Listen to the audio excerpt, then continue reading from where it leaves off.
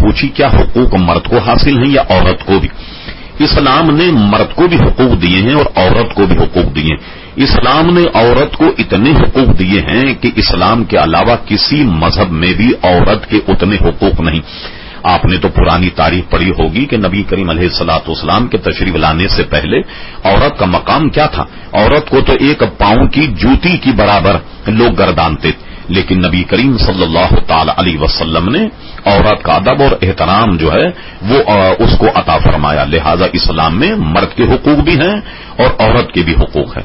آپ نے پوچھا دوسری بات کہ اگر اسلام مساوات کا درد دیتا ہے تو پھر عورتوں پر جمعہ فرض کیوں نہیں؟ اس طرح نماز عید، جہاد، بغیر محرم کے حج، سبحان اللہ. مخصوص صاحب بڑی حیرت کی بات ہے کہ آپ عورتوں پر نماز جمعہ اور عیدین کا واجب نہ ہونے پر آپ یہ سمجھے کہ شاید مساوات نہیں ہے، بلکہ اللہ تبارک و تعالی نے ان کو بوجہ کمزوری کے اور اپنے پردے اور شرم اور ان کی حیا کے اعتبار سے ان پر اللہ نے کرم اور یہ مہربانی کی ہے کہ ان پر نماز جمعہ فرض نہیں کی، ان پر نماز عید فرض نہیں، ان پر جہاد فرض نہیں، اور اس کے بعد بغیر محرم کے حج. ہو سکتا بغیر محرم کے حج آپ کی آنکھ میں کھٹکا ہو کہ عورت بغیر محرم کے حج نہیں کر سکتی. اس میں بھی آپ کو صد غلط فہمی ہے.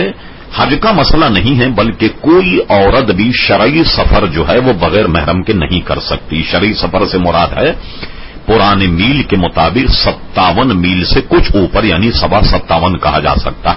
اتنے میل کا کوئی عورت اگر سفر کرے تو عورت کی اپنی حیا، اپنی شرم، اس کی عزت و آبرو کو ملوث رکھتے ہوئے شریعت نے بغیر محرم کے اسے سفر کرنے کا منع فرما دیا. لہذا وہ جب کوئی اور سفر نہیں کر سکتی تو حج کا سفر بھی نہیں کر سکتی. یہ اس لیے ہے کہ اگر محرم اس کے ساتھ نہ ہو، خدا نہ خواستہ اس پر کوئی آفت آ جائے، کوئی بات بگڑ جائے، طبیعت خراب ہو جائے، جان کے در پہ کوئی آ جائے، تو دوسرا کوئی آدمی اگر ہو تو اس خاتون کو نہیں بچائے گا بلکہ بھاگ جائے. لیکن اگر اس کا کوئی خونی رشتہ ہو، اس کا اگر محرم ہو، تو ہر اعتبار سے اس کا دفاع کرے گا، اس کا علاج معالجہ کرے گا، اس کی عزت و آبرو بچانے کے لیے، یہاں تک کہ اپنی جان تک بھی قربان کر دے گا. تو یہ اللہ تبارک و تعالی نے عورت کو اس کی عزت اور آبرو کے شرف کے اعتبار سے اکیلا سفر کرنے کی ممانعت فرمائی ہے. صرف حج نہیں بلکہ